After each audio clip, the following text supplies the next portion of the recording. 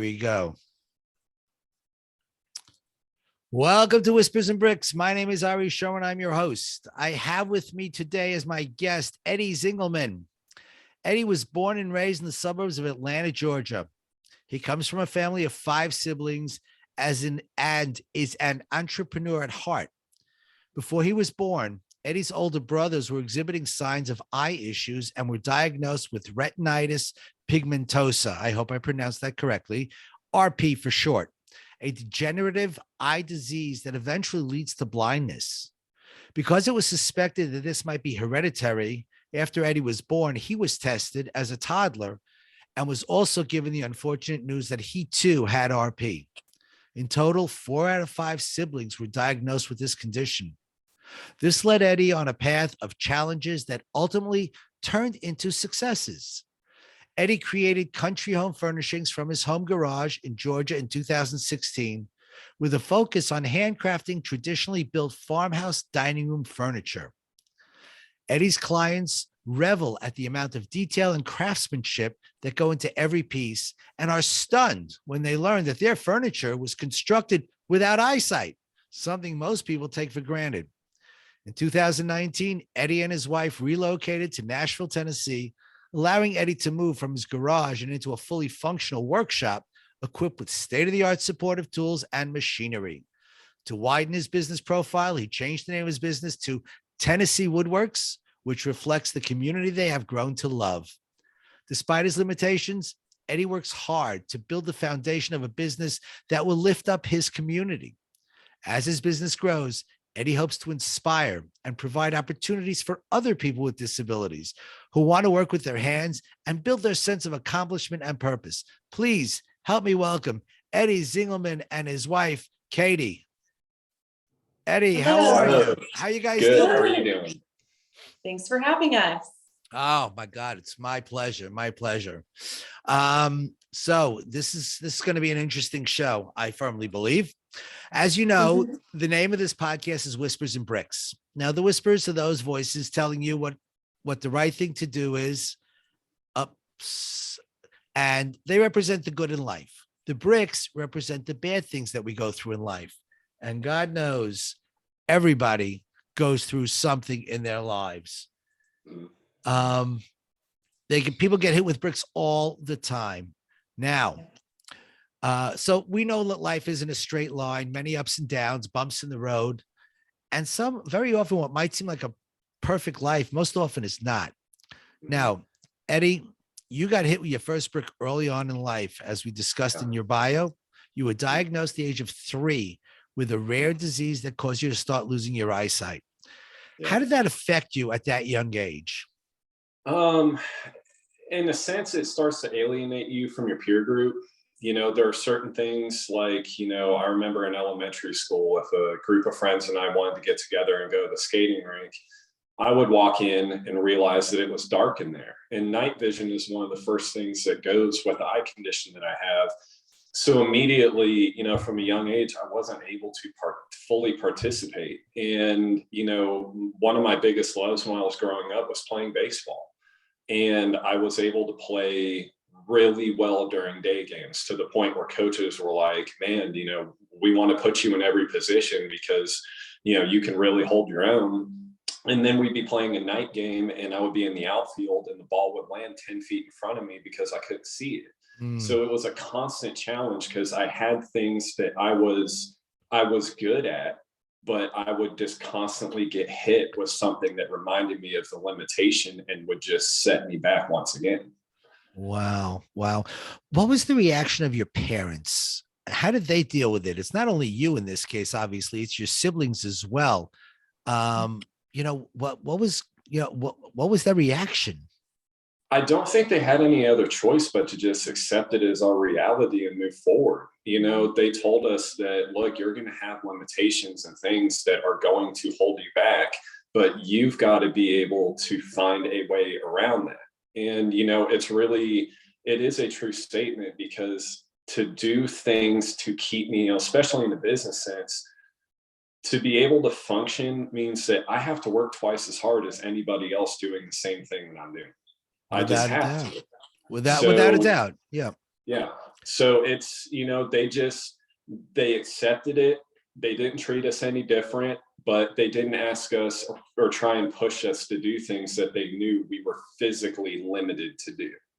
They were good with it. Wow. So, like, where did you go to school, and wherever you went, did they accommodate you in any way?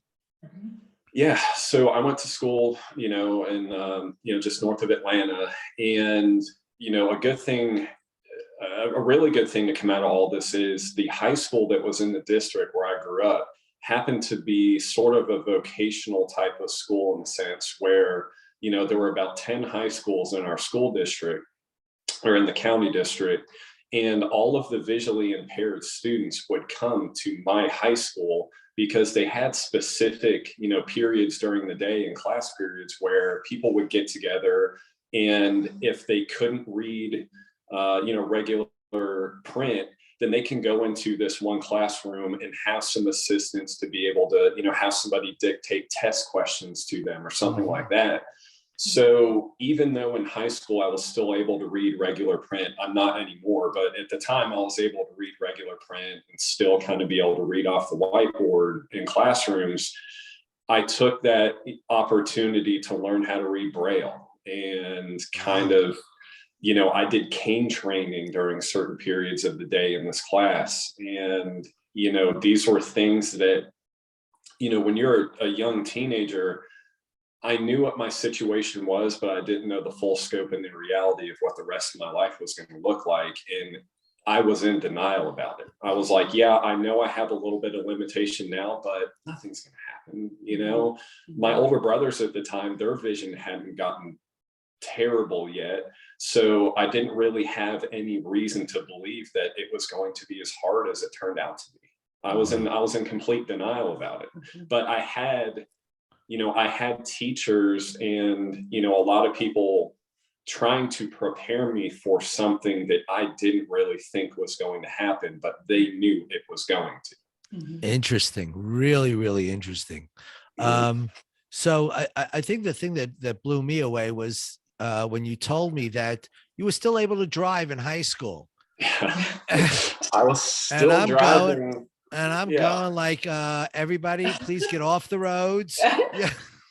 I never wrecked any vehicle that I've owned. I never had any problems with it. If I thought it was going to be a problem, then I wouldn't have been driving. I never drove at night because that was my limitation, was night blindness. I never drove at night, but it was kind of a funny thing in high school of friends and acquaintances would see me blindfolded walking through the hallways of my high school with an assistant and learning how to use a cane.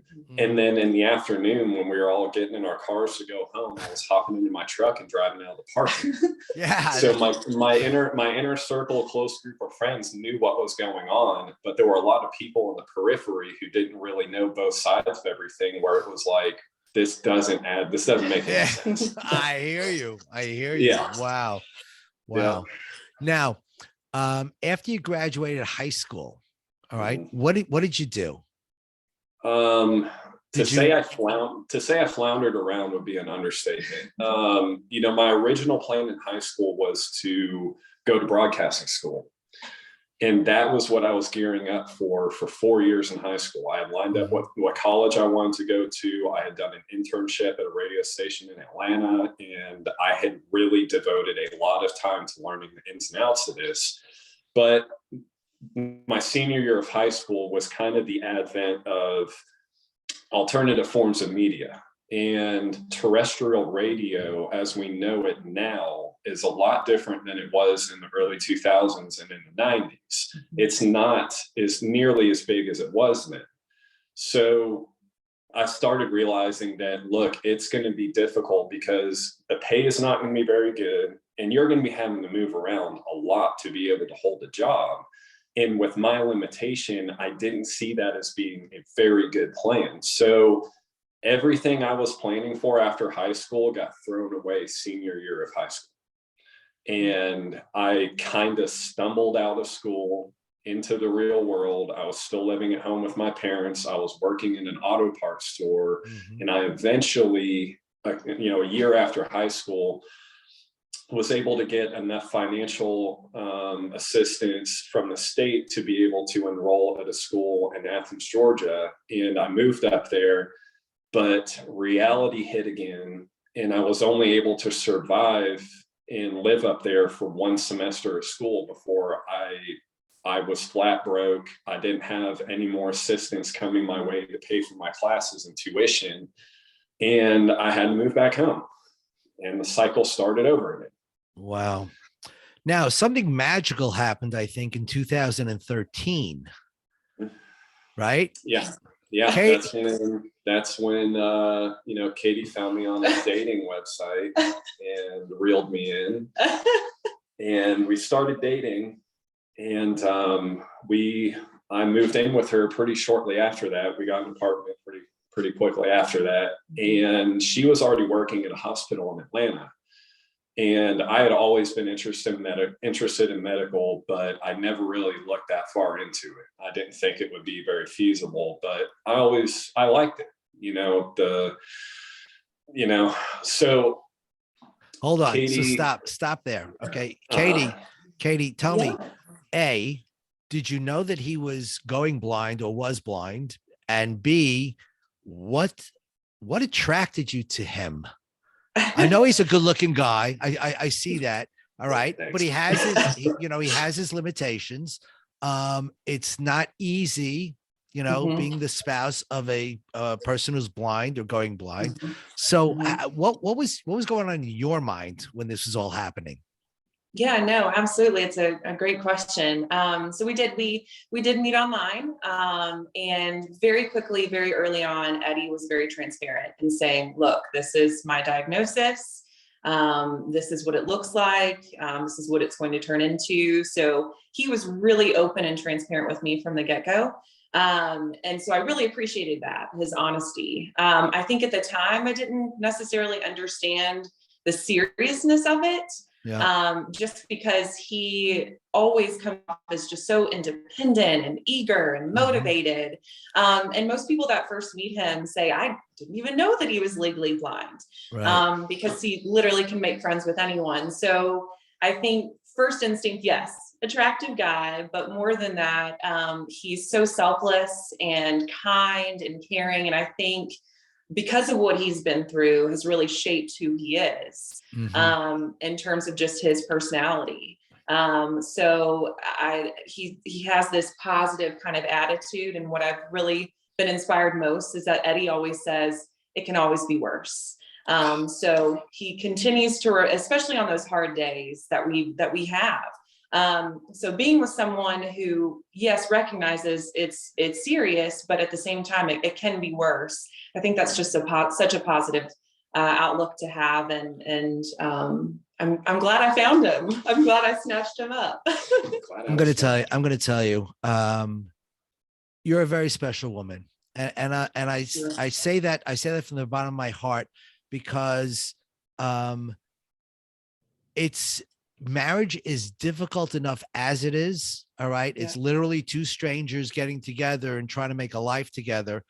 And that is difficult in and of itself. But when there is an issue with one, whatever it is, it's 10 times harder. Now, I know this personally because I have a friend of mine who at the age of 6 was upstate New York, and his grandparents were there, and they took them on ATVs. They were riding ATVs, and there was a chain link going across the road that they didn't see, and the ATV went into it, and it flipped over, and the kid went flying out, and was pinned up against the tree, and they took him to the hospital, and he was paralyzed from the waist down at the age of 6. And it was like, how do you deal with this? You know what I'm saying? I know the parents had a lot of difficulty. And guess what? Okay. He met a woman who loved him, and she didn't care that he was wheelchair bound. Right. And they have a bunch of kids, and they have a wonderful life. All right. But she obviously is a very, very special woman because, you know, if you'd ask me, would I marry a woman sitting in a wheelchair? And I'd say like, no. Yeah. But that's because I'm a mean-spirited individual. No, I'm just kidding. No, That's I mean, because it's I have my own stuff that I need to go through, you know, take somebody else's stuff, you know, Yeah. just it wasn't, Yeah. but that's why. So I take my hats off to both of you, you know. So, okay. So let's get back to you and away from me. All right. And so you at the time, Katie, were you were in the medical field, correct? yes. Yeah. And you helped you helped to you helped Eddie get into that field, correct? Yep, sure What was did. Yeah, I what, worked. go ahead, tell me about that. What was going on?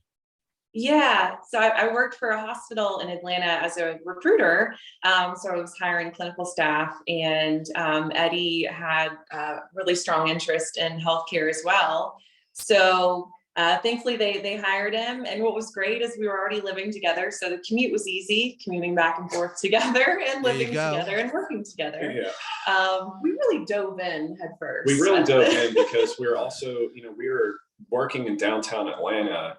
And we would spend between commuting about 10 miles each way to go from home to work. We were spending about 5 hours a day in the car together. So we had just met, just moved in together, spending 5 hours a day with each other in the car, and then meeting up at the car, going home every day, and then wash, rinse, and repeat. Yeah. So we didn't have, I mean, from the very beginning, it's kind of funny. It's been, you know, kind of like a precursor to how our marriage is now, with both of us working from home and being around each other constantly. That's literally how it's been from the very beginning. Yeah. Always around each other. And it just kind of, if we knew that if we could make that situation work and we didn't, you know, want to kill each other, then we would probably be able to make it work in a marriage. Yeah. I hear you. Yes. Now, so you started to work in the medical field and things were looking up. All right. And then you got hit, and you got hit with another brick. I did. Yes. Very big one. Tell us about that. So I got hired as a tech in a surgical unit, and it was a very busy, you know, very serious job it turned out to be. And I was there for a total of, it was a little over 4 years. And when I first started, you know, my vision, it had been getting worse, but it wasn't terrible. I could still navigate by myself. I could still read print on a piece of paper. I could still recognize people's faces and be able to, you know, I could really get some stuff done in a fast-paced, you know, serious environment. And after about a year, the managerial staff at the hospital had approached me and they said, look, we can tell that you care.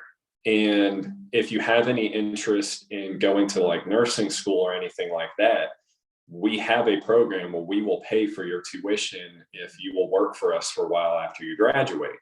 So I had taken some time and I'd been thinking about it, but in that time period, my vision took another big decline. It's kind of like a, you know, it's not a straight line of your vision is just slowly decreasing. It can be stable for a while and then it can drastically fall off and then level out again and then fall off again. It's kind of like if you ever see a heart graph monitor of the ups and downs, that's kind of what the progression of this looks like if you were to put it on paper. So I devoted years to this, you know, future profession, and I had the opportunity to go back to school. But by the time I was ready to make a decision, I couldn't read print anymore on a piece of paper. I had a hard time navigating in the hospital because, you know, when everything starts going dark and cloudy, it gets really tough. And we had started transitioning over to a lot of robotic surgery cases where the room is dark. So if I have to go in that room and get a piece of equipment or deliver something or meet with someone, I could very easily bump into a sterile field in that room and contaminate everything, and then you're in trouble. Right. So I quickly realized that, you know, here I am 4 years in, and I have now become more of a liability than an asset to the company that I'm working for. And they didn't, I was really transparent with the managers that I reported to. They understood my situation. But when I finally came to them and said, look, I can't do this anymore, like I'm a liability, it was tough for everybody because they didn't want me to leave. They saw that I had potential, but they also understood the reality of my situation. And there was no way for me to be able to make it work. It was one of these things where it's, you can, either you can cut it or not. And I couldn't cut it anymore. So, this was in the fall of 2016. And all of a sudden I was back at home and Katie was working every day. And she was working from home at this point. She had, taken a job with another company in the meantime and was, recruiting from home. And it would be a Monday or a Tuesday afternoon, and I would just be doing dishes and cleaning the house. And I didn't feel like I had any purpose. I was just keeping busy. I wasn't being productive. I was just busy.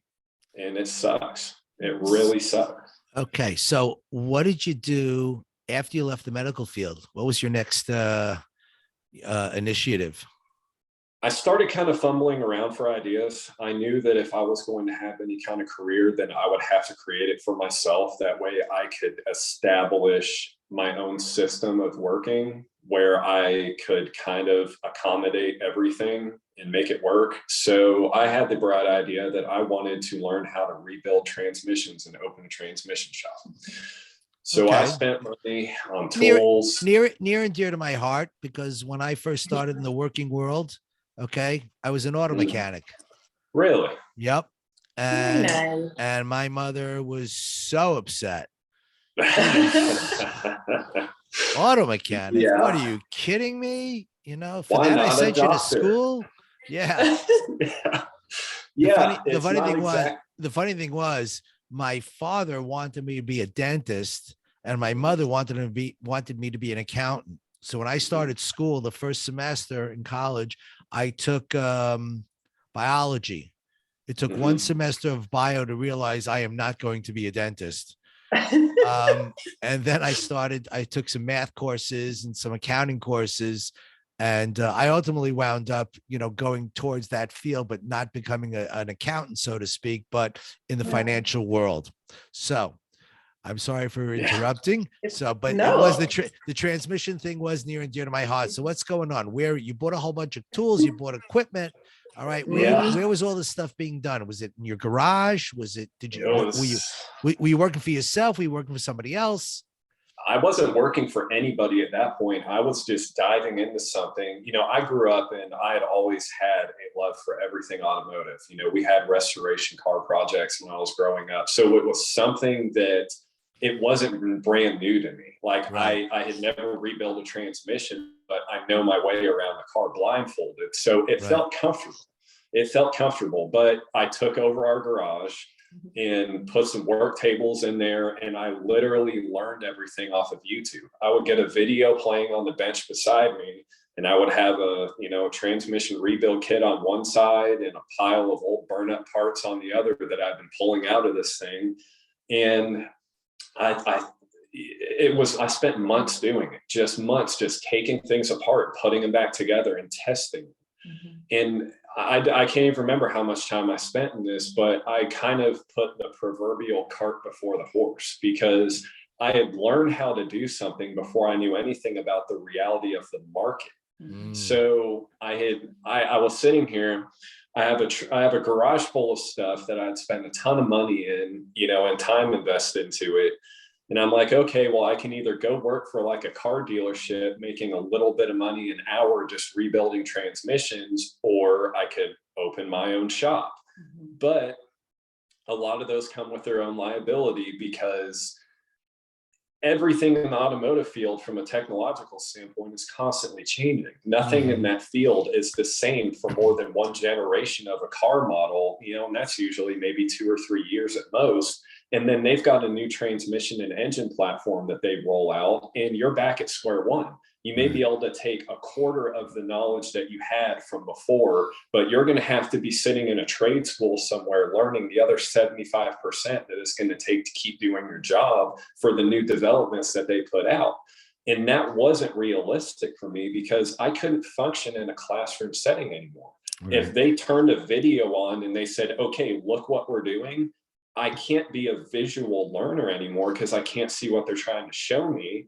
And if they say, crack open this manual and memorize it, well, I can't read that manual. Yeah. So I kind of screwed myself there because I had dove into something and invested all this time and money, and I ended up right back around to square one again. Right.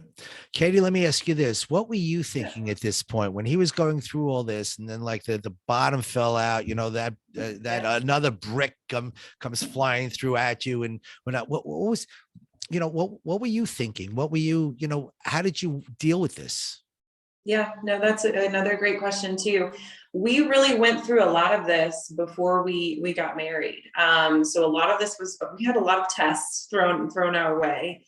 And there were good days and there were not good days. That's just the full truth of it. I told Eddie when he decided to come home that I would fully support him in terms of, you know, when you think of from a financial perspective, especially, you know, being a man, he wants to provide for our Sure. family and wants to contribute. But that in that moment, it wasn't realistic. And what made the most sense was for him to come home and figure out what he wanted to do. And I supported all of the kind of ideas that floated around, because I knew that he was passionate and he wanted to do something, and he wanted to feel a sense of purpose, which I think as any human being would want to find their sense of purpose. So I tried my best to be encouraging and supportive. I wasn't that way all the time. Nowhere near perfect. Again, we had our rough days, but I think him finding eventually, you know, getting on the path of where we are now. So looking back at kind of what we went through and what Eddie went through was really worth it. Those trials and tribulations have led us to a really great path that we're on now. And I knew that would be the eventual, I had hope that we would get to the point of where he would feel his sense of worth. Yeah. It was just going to take some hard days to get there. Yeah. Now, what were you doing at this point in time? You were working, right? Yeah, you. Yes. Katie, what were you doing at this point in time? Yes. So I was working from home. I still am a clinical recruiter. So even before pre-COVID, this was kind of very rare, but I was able to work from home, and I've been doing that for 6.5 years. So again, going back to, we've been around each other essentially 24/7, before marriage, after marriage. So I was able to be here for him, and to provide time and support. So that was nice too, that there wasn't a separation in case if he did needed some kind of support, that I am here and available. So I'm thrilled that I am working from home to be able to help. Yeah. Now, I think in 2016, you guys bought a house. We did. Okay. And the problem with that was you had no money for furniture. Yeah. And I think that little brick kind of led you to the whispers that you started to hear. And those whispers were a new business. What was that new business? Absolutely. So it started out where Katie had been kind of, you know, looking around on social media and seeing different styles of furniture. And this was at kind of the beginning of the advent of like the farmhouse style furniture. So she had been showing me some things, and then we would look out, you know, at how much these things were costing, and it was unaffordable for where we were at. You know, we had just bought a house, and suddenly we're a one-income household. Yeah. So things got really tight. You know, we made it work, but things got tight.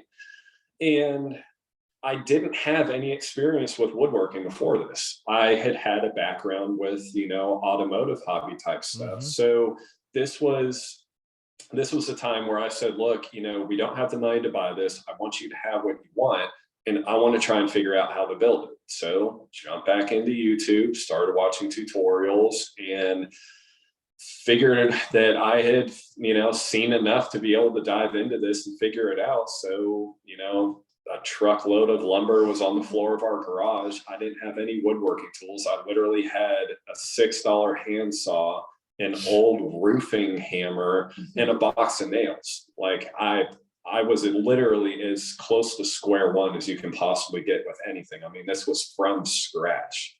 Wow. And, you know, after smashing my hands with hammers and stabbing myself with nails and covering myself in wood stain, I had kind of the Charlie Brown version of a dining table. It was not pretty. It stood up on its own, which I was proud of. It stood on 4 legs. It was a little wobbly, but it didn't just fall over and fold like a card, you know, house of cards. Yeah. So I called that one a win.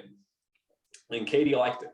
Katie really liked it. And, you know, a spark turned into a flame, you could say, in this process, because I was just doing nothing but in the garage, just learning about this and trying to put it together. And I figured, you know, we had a handful of friends who were like, you know what, you may not like this from the builder's perspective, you know, you can do better, but from the outsider perspective, this is really cool. Yeah. You know, this is something that is really unique and really, you know, something that's pretty. And that was the beginning of where we are now. You know, this was something that we started in the garage, one piece of furniture at a time.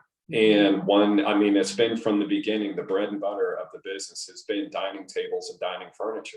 And I would build something. It would take me forever to build, but at the end, I would take some pictures and put it on Facebook Marketplace or Craigslist. And I would be happy if I broke even, because you know what? I didn't lose any money and I learned a little bit. Yeah. So that was the business model for over 3 years, was earn as you learn. I would take every opportunity with every client we worked with. I would try and learn something new with every build that I did, and just keep rolling that over one into the other and just building skills, you know, building a skill set from scratch. And we got into a place with the business in Georgia in 2000, I believe it was the beginning of 2018. We had gotten approached by one of the biggest furniture retailers in Atlanta. And we had our furniture in showrooms in several locations in Atlanta, which was a huge step for us. Yeah. Oh, no kidding. That was one of the first times that I actually felt proud of something that I was doing, because I could walk into a store and see something I built on a showroom with a price tag on it with a lot of zeros. And I was like, man, that really sparked something where they were able to get a certain amount of money for my furniture that I didn't think was possible, but it was working. And we were in that retail location for over a year. I was building furniture for them as fast as I possibly could. And I would take 2 weeks. I would fulfill an order. At the end of that 2 weeks, I had a garage stuffed full of furniture that I built, and they would show up with a box truck and load it all up, hand me a check, give me the order for the next one, and I was going. Yeah. And I still wasn't making a lot of money kind of wholesaling the furniture, but we were proving the concept. We were proving that there was market value for what we were doing. And in 2019, we decided to move to Tennessee to be closer to Katie's family. And, you know, we were at that point where it was like, okay, well, we have to find a house that has a bigger shop to be able to grow this business. And in the late summer of 2019, we were able to find the perfect house where we are right now, where we have a lot of land, we have a barn, we have a detached shop. And it was just like, okay, we're going to level up now. We're going to take the next step in the business of kind of getting a little bit more legitimate. I'm going to, upgrade some of the equipment and dive into an entirely new market in a new state. Wow. And Katie, did you at any point decide that, you know what, I'm not going to work anymore, I'm going to work with Eddie in this, or are you still doing your own thing? Yeah, so I am still working full time. We have bills to pay at the end of the day, of course. Okay. However, I am hopeful for that day that this becomes a very much a profitable company, because I would love to contribute to the marketing side of it, or the customer service side of it, meeting our clients and talking about our products. So I hope to one day get there, but until then, gotta hold down a job. That's fine. That's You know, fine. and Yeah, go ahead. we're still in very much of a growth phase right now. Yeah. You know, we haven't even been in Tennessee for a full 3 years yet. And, you know, we're doing builds and we're meeting clients and making connections. And, you know, like I said, we're still growing. So we're not even at the point in our business where I even want to start taking a penny out of it. We're recycling everything back No, to I hear grow you. it and be able to, you know, hopefully here soon be able to start employing some people. Yeah. And, you know, the beauty of our situation, if there is any upside to it, is I've never had the pressure with the business of having to pay bills with what I was doing. I've had the unique luxury, and that is something that I have had the privilege of, is I've had the unique luxury of being able to recycle every penny back into the business and not have to draw from it to pay bills or anything like that. Wow, that's great. That's really, really great. Let me ask you something. And this, I guess, is more towards Eddie than Katie, but Eddie, who would you say had the most influence in your life and why? And I think I know the answer, but I want to hear it from you. It's the answer you were thinking of. It would be Katie, because shocker there. I have really hard days. Yeah. Nothing about what I'm doing is easy. I have really hard days where I need to be talked off a ledge. I have days where I'm throwing things around so frustrated because my life is so much harder than other people's. And I know, you know, I do fully believe that it can always be worse. There's some days where I don't believe that because my situation sucks so bad because there are things that I'm trying to do that I'm physically not able to. You know, I've lost my independence. I can't get in the car and drive to do, you know, anything that I need to do. But, you know, Katie has been a huge part of that, where she is understanding, saying, look, today is just today. Tomorrow's a new day. When I finish with work, we'll go do whatever you need to do. Just go cool off. Just keep going, you know, keep going and doing what you're doing. And I don't know where I would be if I didn't have her to help balance me out. You know, I don't know where I would be from a mental standpoint, having a good, clear headspace about things, because she is there to take, you know, to kind of ease me off the edge when I get to that point. Katie, I'm going to kind of ask you the same type of question. Okay. Who had the most influence in your life and why? And, you know, how to this day you're still dealing with Eddie's limitations, right? Yeah. How are you dealing with this? Yeah, no, absolutely. I think naturally, when you're kind of comparing the two, from my perspective, I often feel guilty that I have bad days because I'm the fully sided one. I'm healthy. There's nothing wrong with me.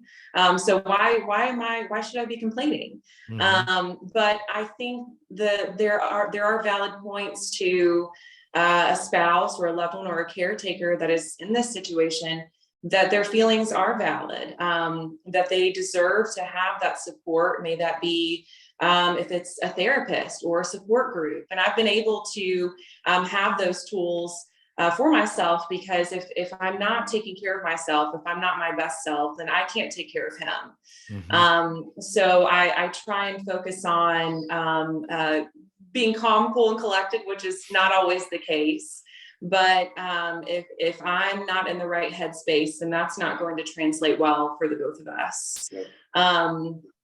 And I'd say early on, you know, I had when, you know, I made this commitment. I knew what I was getting myself into in terms of what Eddie had told me very early on. And my family approached me and said, Katie, you know, Eddie's a special guy, but this is a serious thing. I mean, this is not just, you're not just dating, just, you know, hanging out. You need to make a decision. This is a special guy with a very special situation. And you need to make a decision. And I, from really that point forward, made a commitment that I was going to see this through. And being able to distinguish the difference between Eddie and his disease. They're not the same. And I think that's also something in relationships where you can be angry at the disease and the diagnosis, that's fine. But once you start getting angry with the person, and it's, you know, it's not their fault. But once you reach that point of like resentment towards the person, it's really hard to come back from that. So I try really to distinguish the two, place more of my anger on the diagnosis and not Eddie. Sure. And so we go through those ebbs and flows together. And it does suck. It's not easy. Yeah. But truly, I my entire mindset has shifted after meeting him. I mean, I took everything for granted. I mean, driving a car, or even just, I think of small things like, you know, loading up a plate of food and having a fork and knife and like knowing where everything is. If you think about like just day-to-day, like small little items. And so I just don't take those things for granted anymore, because I'm lucky. The majority of us are very lucky to have our sight, and knowing that that's something that Eddie doesn't. And we wish there was something we could do about that. But I try to think of the fact that I'm very lucky, and he's a constant reminder of that. I was going to ask you for words of wisdom, but I think you just gave them to me. And I truly appreciate that, because it's so true. Eddie, what about you? Do you have any words of wisdom for my audience? Yeah, I would tell people that there's no value in victimhood. There's value in resilience. There's, you know, whether you're disabled or not, in, you know, with any kind of tough situation that you may be facing in your life, the value is making a to-do list and a power list of things to do, to have to look at every morning that you wake up, and take a step every single day towards whatever goal you have is. And for people with disabilities, you're going to have to take 5 steps for every 1 step that anybody else who's, you know, perfectly healthy has to take. Now, we all have tough situations in our lives and unique situations. So that's why I don't limit this just to the people with disabilities. It's for everybody. Like, don't see yourself as a victim because you give yourself an excuse. If you give yourself excuses, your dreams and goals, you'll be easily able to rationalize why you're not achieving those. And to me, that's the worst thing that I can possibly imagine, at least for myself, is having a dream or a goal and just letting it slip away and not doing anything to try and achieve it. Mm-hmm. Wow. That is absolutely amazing. It is rules that I personally live by. After, you know, escaping 9/11, after, you know, getting out, those are the exact things that I was thinking, that, you know what, your dreams and goals are so important. All right. Yes. Never, ever give up on them. All right. And yeah, it's going to be difficult, but you just fight through it. Okay. Right. We can. Somebody once said to me, God will never give you any test that you can't pass. Absolutely. And, you know, I obviously, I firmly believe that. Obviously, you guys firmly believe that. Yeah. So I have to tell you, after listening to your story, I know that there are people out there that have gone through or going through some of the things that you guys have gone through. So if people want to get in touch with you, like to offer you words of encouragement or to ask your advice, or, you know, what would be the best way for them to do that? Do you guys have a website? Do you have an email? What do you got? How do people find you? So people can find us. They can, you know, check out our business stuff. It's at TennesseeWoodworks.com. We're on Facebook and Instagram at Tennessee Woodworks. And if, you know, anybody would like to talk to us further or have any questions or just need a little bit of motivation or support, more than welcome to reach out to me through my email. It's eddie@TennesseeWoodworks.com, or you can reach out to me on Facebook or Instagram. I'd be more than happy to talk to you there. Oh, that's awesome. And Katie, let me ask you this. You're in the recruiting business, right? Yes. I know there are plenty of people out there that are job hunting. All right. And maybe their resume isn't so good, or maybe they're missing something. Could people reach out to you for help in those areas? Would you be willing to? Absolutely. Absolutely. I would be more than happy to assist. It is definitely a hot job market right now. Right.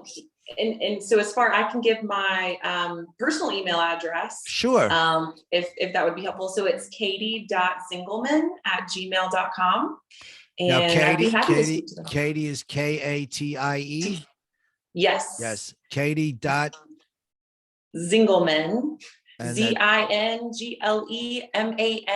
@gmail.com. wow. Okay. I guess you stole his last name. Yeah. Yes. All The right. Zingleman is going to be a fun one to, Great. Yeah. Well, Continue to Eddie, pronounce. Katie, thanks so much for sharing your stories with me and my audience. You've touched literally thousands of lives. Okay. You really have.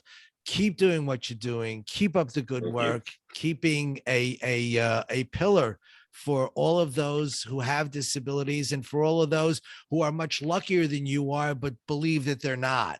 Okay. Because they sure are. Okay, guys, thanks so much.